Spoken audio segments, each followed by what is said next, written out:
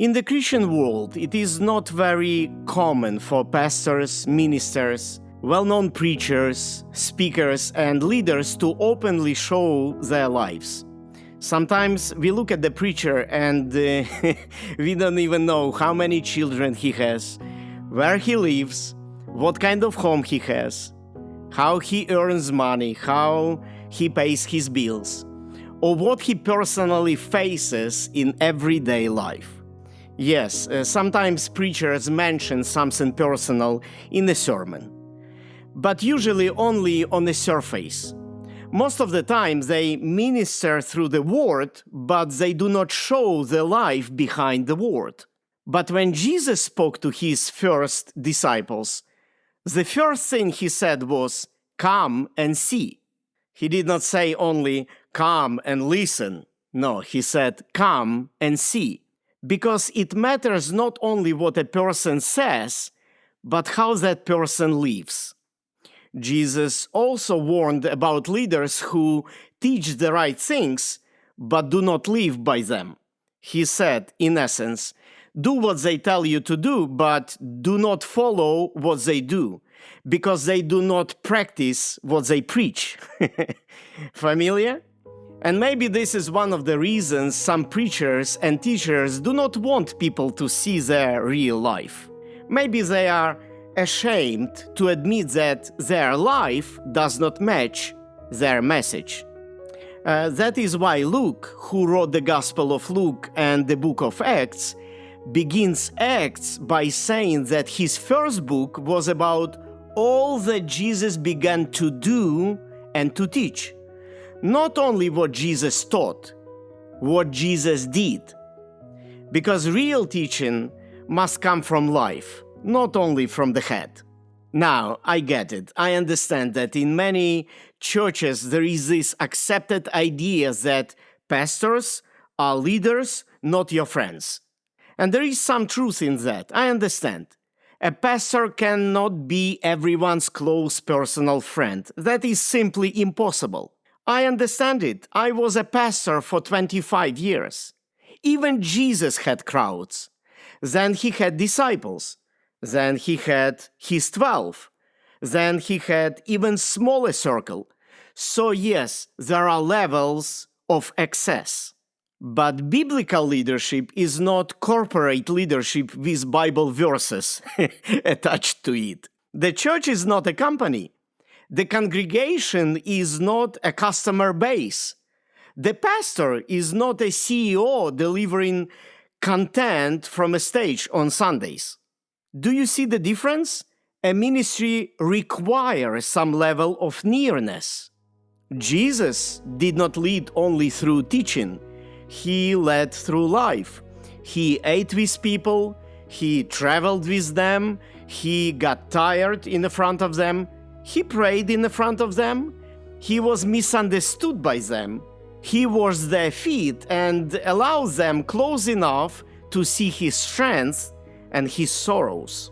That is why I believe pastoral ministry is so difficult. If you are truly shepherding people, they will see your humanity. They will see your patience, but they also may see your irritation. They will see your face, but they may also see your tears. They will see how you handle pressure when microphones are off. And that's, my friends, that is part of the witness. The problem is that many leaders want the authority of shepherding without the vulnerability of being known. They want people to trust their teaching, but they do not want people to see whether the teaching is actually working in their home, marriage, in their money, decisions, pain, and daily life. At the same time, openness is not the same as exposure. A preacher or a teacher does not owe the public access to every private detail. Of course not. His marriage, his children, finances, his grief, his wealth, weaknesses, and daily struggles are not content inventory. Some things are sacred, And when people sometimes asking me personal questions, I don't like it. Some things belong only inside the family. Some things should be shared only with very close circle of friends, mentors, or spiritual covering. But on another hand, if a leader teaches people how to build marriage, raise children, handle money, leadership, servanthood, and how to follow Christ, then people have a legitimate reason to ask, how does this really work in your own life?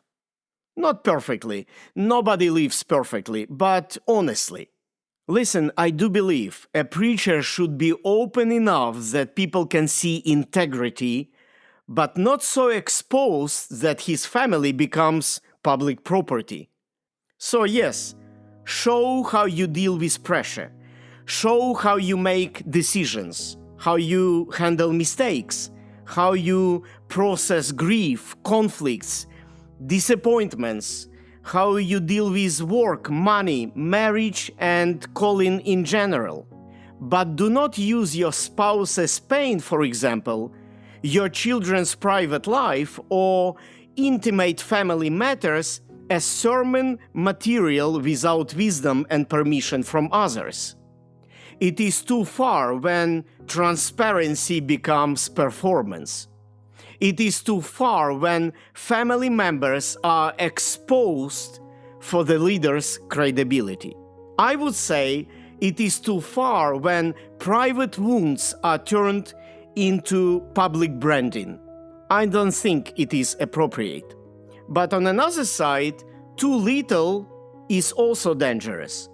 When a leader only teaches principles but never show real life, people can begin to follow an image instead of a witness. And Christianity was never built only on platform teaching. Jesus said, "Come and see."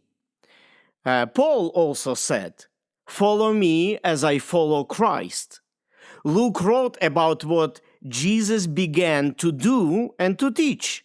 See that order matters. Not teach and then maybe do. No, do and teach. So yes, preachers and teachers should be open about their lives, but with boundaries, wisdom, and respect for the people connected to them. A pastor does need boundaries, but boundaries are not the same as distance.